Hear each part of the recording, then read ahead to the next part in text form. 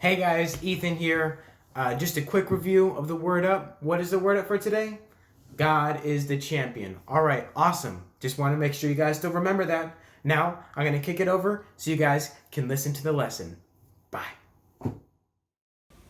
Hey guys, it's Joy here. In our last video, Lesson 3, Part 1, Miss Lisa taught us this week's memory verse. If you remember the book and chapter this week's verse are found in, I want you to pause the video and go comment down below right now. Okay, awesome. If you said Psalm 119, you are correct. This week's verse is Psalm 119:10. With my whole heart I have sought thee. Oh, let me not wander from thy commandments. Psalm 119:10. All right, boys and girls, that's this week's memory verse. Now enjoy your lesson. All right, boys and girls, today we're going to talk about a very interesting person. First, we're going to start off with a little dude. His name is David, and you might have heard about him in other week's stories. But I want to tell you something really cool about David. David was a shepherd, and he had great faith in God. But one day, David goes to see his brothers at war, and what do you think is happening? If you said there's a giant, you might be right. So there was this really big dude, like taller than any person you or I have ever met. Now me, I'm about 5.5 feet tall. Goliath was over 9 feet tall. You see that branch?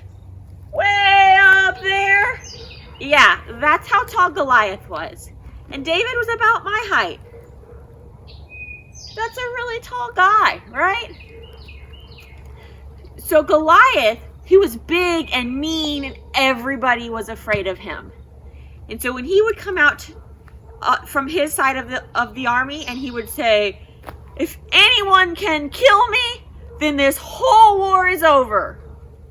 But I don't think you can do it because your God is weak." That's what Goliath would say every day. And he was so big and so tall that everyone was afraid of him. But not David. So David, this puny little dude, comes up and he sees Goliath and he says, "That guy can't keep insulting my God, because my God is bigger than all the giants of the world."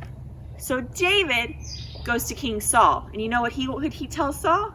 He says, "I'll take on that giant, and I will beat him in the name of the Lord." Now, so you can picture this, I want you, when this is over, to go get a gallon of milk. This is a gallon, mine's of water. If you can get it full, that's even better. And then I want you to do this. See how heavy this is? This is like 8 pounds.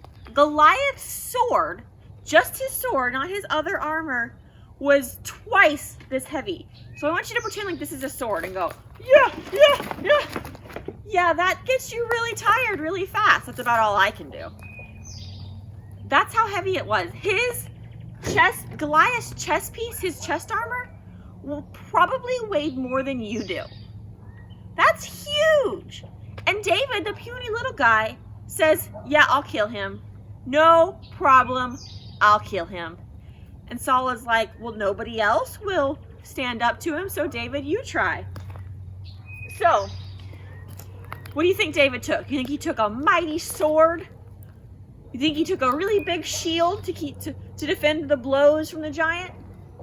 Nope. David went out and he picked up rocks. Just 5 of them. 5 little rocks. He put them in his little sling pouch. Okay, so he walks out in front of the army, and in 1 Samuel 17, David says, "This day the Lord will deliver you into my hand. I will strike you and take your head from you." That's what David said to Goliath. He says, "I know that you're big and you're mean and you're bad, and I know that I'm small and I look weak, but none of that matters, because at the end of the day, my God is more powerful than anything you got." So David walked out with 5 stones, just about like this. He put them in his little sling and he started going, and And Goliath is over there laughing at this dude. He's like, that guy was coming out here to kill me with a little rock. Yeah, right. And David slings the sling. And you know what happens with that little rock? It hits Goliath smack dab in the forehead. And he falls on his face. Dead. One rock to slay a giant.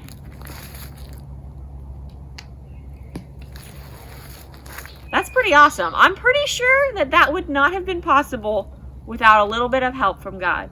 What God is trying to tell you here through David is that it doesn't matter what giants you face. It doesn't matter how big and how scary they are. It doesn't matter how strong they are. It doesn't matter if they could lift you and wear you like chest armor.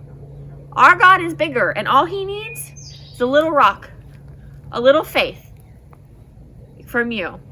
Now, if our God is something you don't really know very well, then we're going to send you a video on how you can get to know God and how you can accept him into your life. But if you already have accepted Christ as your Savior and you know that he's your God too, then I want you to do this for me. I want you to ask your parents and go outside and get yourself a little rock. And then I want you to take that little rock and I want you to lay it on your bathroom sink or on your bed or your nightstand, or even put it next to you on your pillow before you go to sleep. Don't sleep with it, but before you go to sleep. And every time you see that rock, I want you to remember, one little rock is all it took to slay a giant, because David had faith. Let's see if we can get the giant.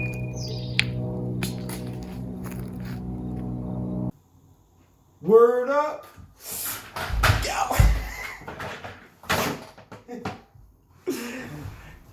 God is the champion. Well, that was a fun Bible teaching and demonstration there. But yes, the word up for today is God is the champion. And that's to remind us that swords like this, they break one day. They break one day. They are destroyed and stuff like that. But God never breaks. He's never destroyed. He's always perfect, always all-powerful, always mighty, always ready to save. So I put my trust in God as my champion and not anything on this earth, because everything on this earth will pass away, but not God. So put your trust in God, all right? Because he is the champion. What's the word up? God is the champion. All right, guys, so we have a really cool wonder time right now where we're going to talk about what it means that God is our champion. All right? Check it out.